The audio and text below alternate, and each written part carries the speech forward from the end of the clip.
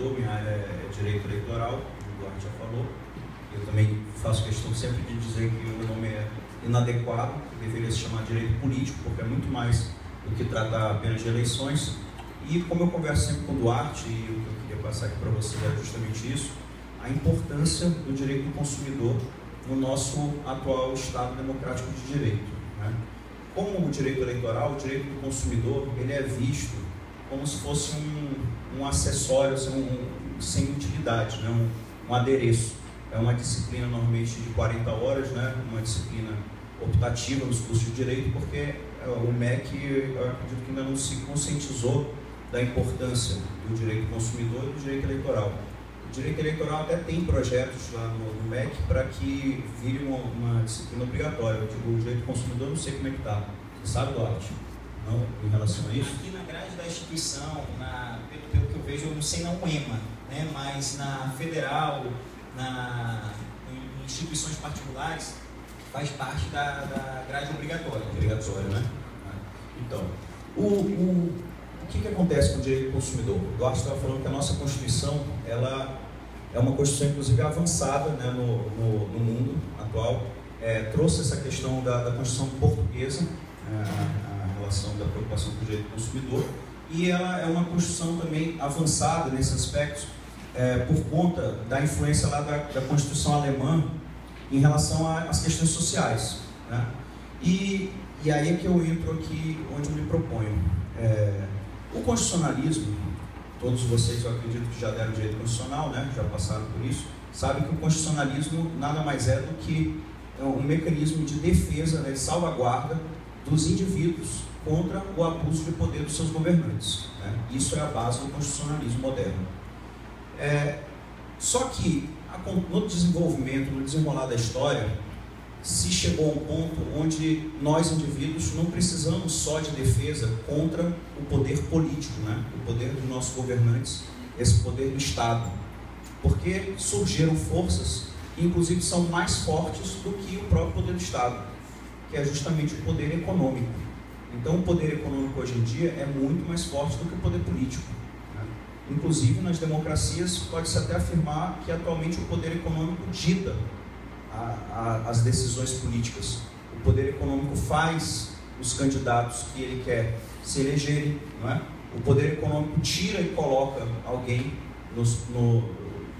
à frente, né, dos seus governos, e o poder econômico faz até de refém países inteiros. Então nós temos hoje em dia corporações econômicas que você não pode nem dizer de que país que é, né? Elas estão acima dos estados modernos, né? Elas quebram da noite para o dia um estado, quebram da noite para o dia países inteiros. A União Europeia como é que está, né? Então a gente está submetido ao poder econômico. Então chega um momento onde o Estado ele precisa garantir os direitos, né, individuais, coletivos, né, os direitos fundamentais, garantir o indivíduo contra um abuso muito mais complicado do que o abuso de poder político, que é justamente o abuso de poder econômico. E digo mais, no nosso Estado, no Brasil, de um tempo para cá, houve uma mudança, né, no nosso conceito de administração pública. A nossa administração pública, antes, seguia um modelo chamado de modelo burocrático. E de um tempo para cá, por influência dos Estados Unidos, adotou um modelo chamado de modelo gerencial. O que isso significa? No modelo burocrático, a administração pública, ela presta diretamente aos cidadãos os serviços essenciais, né? Luz, água, telefonia, saneamento, educação, saúde e tudo mais, por aí vai. Então, era aquele Estado que no início da década de 90 foi chamado de um Estado excessivo, né? De um Estado, um elefante branco e tal, em que se buscou enxugar o Estado, né?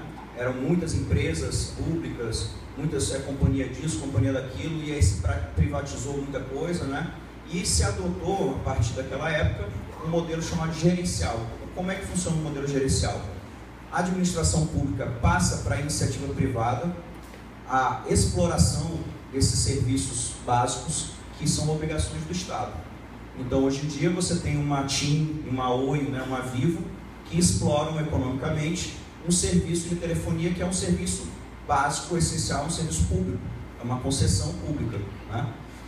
E aí, o Estado, ao invés de prestar esse serviço, ele passa para a iniciativa privada e ele fica apenas regulamentando, ele fica gerenciando, né? Por isso o nome modelo gerencial.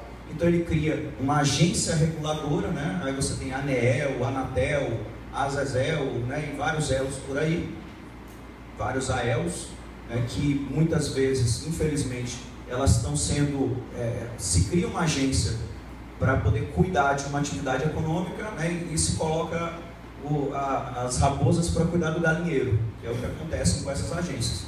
São indicações políticas com uma grande influência do poder econômico nessas indicações, infelizmente, né?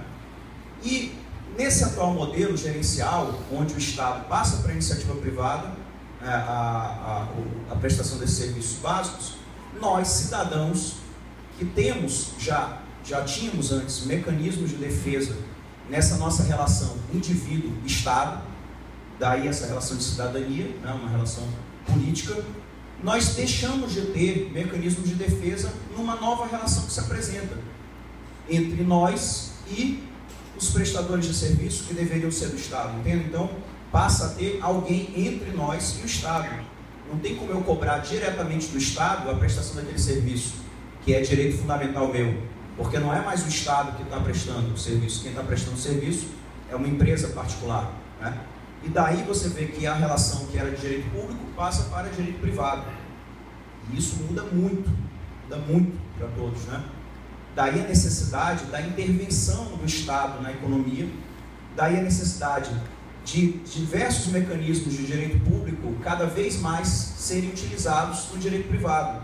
Você vê que vários princípios de direito privado hoje em dia foram mitigados por princípios de direito públicos, né?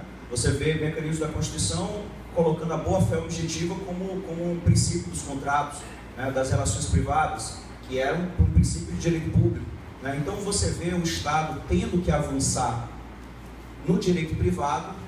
Por quê? Se ele não avançar no direito privado, tentando fazer valer os objetivos dessa administração pública, né, esses princípios sociais de direito público, nós, cidadãos, ficamos sem mecanismos para nos defendermos. Porque ninguém aqui consegue hoje em dia viver sem um celular, consegue? Não tem como trabalhar, você vai morrer de fome, não vai ter emprego, não vai ter nada. Alguém que consegue viver sem internet? Edson, é aí que eu já, para tornar o debate ainda mais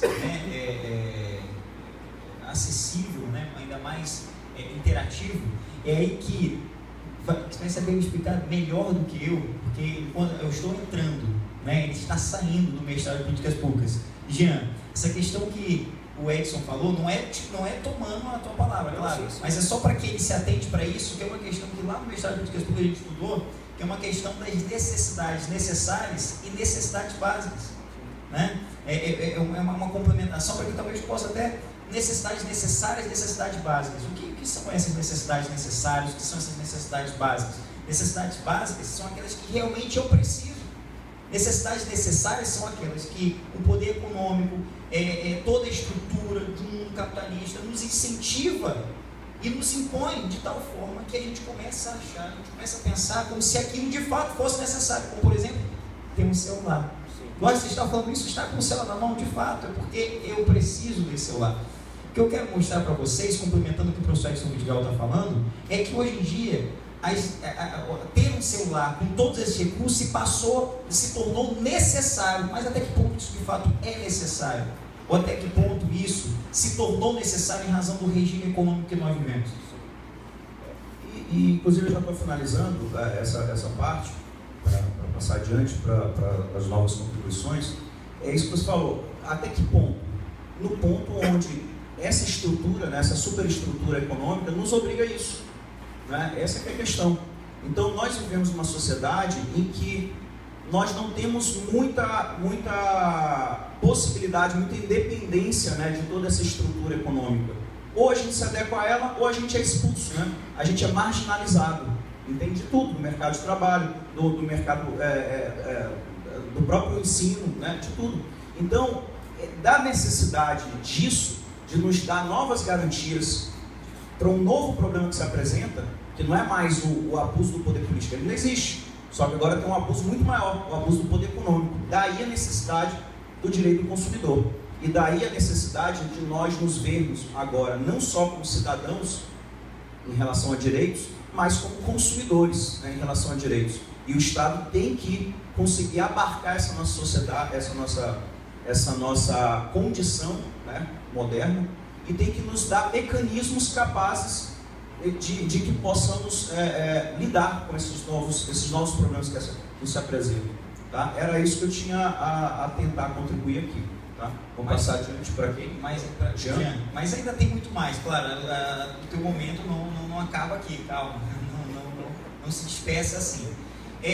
Vocês viram que o professor Edson Vidigal tocou na questão do papel do Estado. É aí talvez que entre o professor Jean Carlos Nunes, que é defensor público. O que será que a defensoria tem feito a respeito da defesa do consumidor, da proteção do consumidor? E essas perspectivas constitucionais, onde ficam os direitos fundamentais? Professor Jean Carlos Nunes. Eu tenho muito boa noite a todos. Gostaria de inicialmente agradecer ao convite formulário pela Universidade Silva, a pessoa do professor Duarte Júnior. O que muito nos felicita de integrar esse corpo magistério, ainda mais um tema em relação ao qual eu tenho uma vinculação cotidiana, já que integramos na capital